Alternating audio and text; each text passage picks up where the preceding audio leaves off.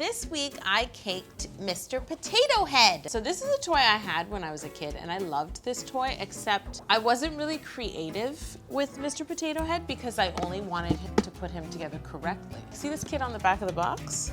Look at him, having a great time. I would just take him apart and put them back together in the exact same way.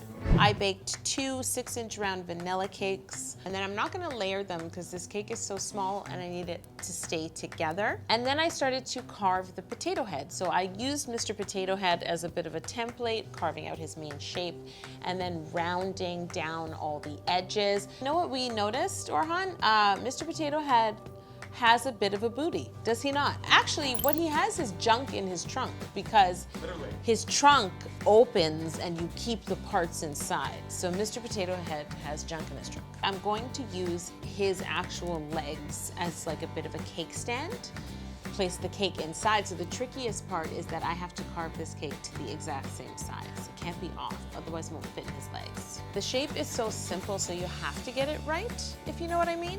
Because if he's curved to one side rather than the other, well, he's kind of actually curved back toward the back. But if he's misshapen at all, it will be really noticeable because he is such a simple shape. So once I spent all my time carving, I then simple syruped my cakes, and I simple syrup front and back because the layers are a little thicker than they usually are.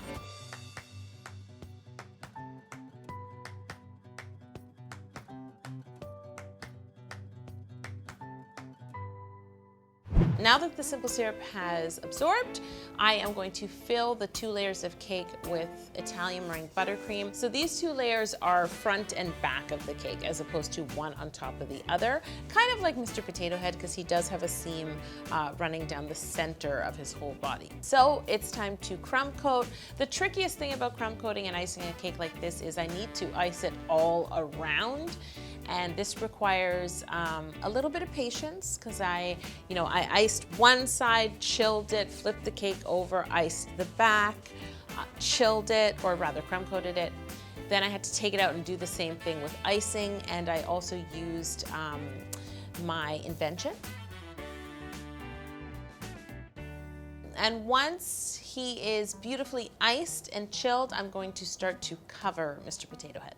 So like I mentioned, he has a seam running all the way down the middle of his body. So I am going to cover him in 2 parts rather than try to drape him completely.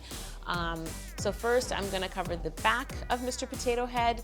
I flipped the cake onto my sponge that I used just to stop it from flattening. Quite a unique color, Mr. Potato Head, wouldn't you say? No, it's like a orangey brown, almost terracotta-y type color. And is he peeled or is he not? I don't think he's peeled because he'd be whiter. Oh, do you think Mr. Potato Head is sweet? Is that what we have been missing? Maybe. And then I trimmed away some of the excess, but not right to the cake, chilled it. And the reason I do that is I want the fondant to sit properly in place. And it also ensures that when I cut that seam, it will be a cleaner cut. And in order to measure the seam, you know what I did, Orhan? I used dental floss. He's such an odd shape, so I kind of measured halfway up, top, bottom, and 2 sides, and then I used the floss to join those lines and make a mark, and then with the tip of my knife, I went all around the potato and cut away the excess fondant. Then I chilled the cake again. Oh, sorry, you know what I did after I trimmed it? I made the markings, so his little trunk, he has like a little back panel that opens up. So I made a template of that shape and I marked it on the cake, as well as there are 2 holes on the back of Mr. Potato Head. Like, are people putting parts in the back of him? Children are just going wild with Mr. Potato Head. So I made those marks, then I carefully flipped the cake over and covered the top side or the front side of Mr. Potato Head. Same exact method, draped on the fondant, smoothed it, trimmed away some of the excess, chilled it, and then when I took it out, I had to very carefully cut the seam. This is tricky because I don't want to cut the fondant that's already perfectly cut underneath, and I don't want to cut away too much fondant that the seams don't meet. So you've got to be very careful at this point. I trimmed away, and then I just smoothed the fondant, the two pieces of fondant together, and I accentuated the seam with a veining tool. So I made the seam deeper than it actually was, because you can definitely see the seam on Mr. Potato Head. And I also marked the holes. He has 2 holes on the front of his face, plus a little smile-shaped hole, and then 3 holes on both sides of his body. So I used the end of a dowel to mark these holes where the pieces go.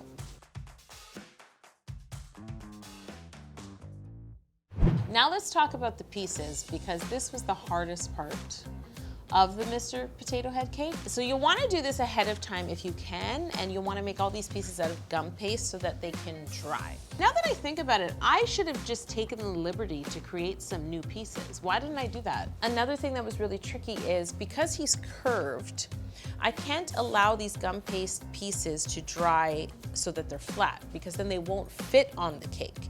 So I had to dry them on the side of some bowls that I had that mimicked the curvature of Mr. Potato Head. And what's tricky about that is they're stuck to the side of the bowl, and I need to make sure that they're not gonna fall off. So I made a mouth. He has a really weird smile with this one mouth.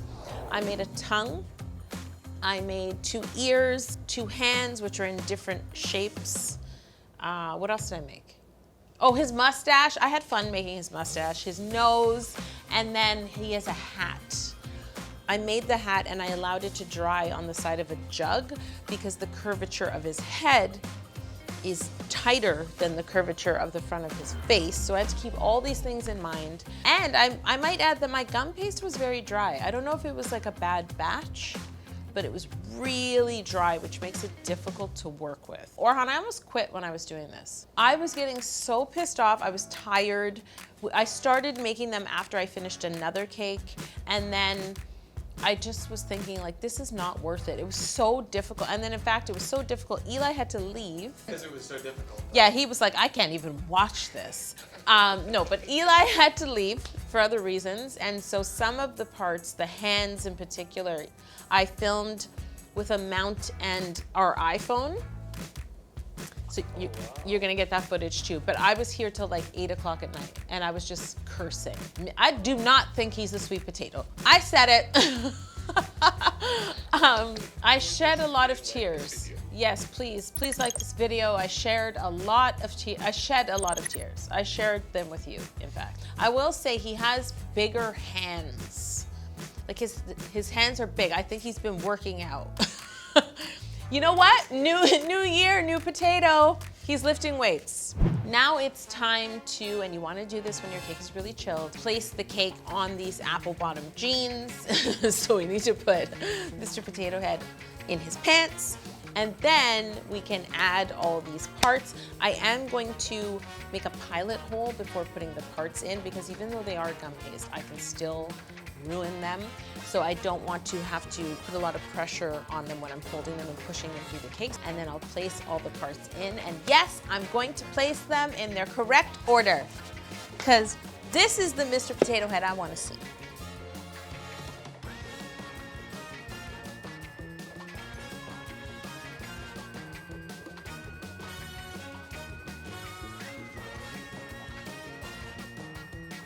He has glasses. I didn't make them because I love myself. His hat, like, why is he wearing a Charlie Chaplin hat? It's 2023. Sorry, it's 2024. Okay, guys, it's time for me to carve this potato. And I will see you next week.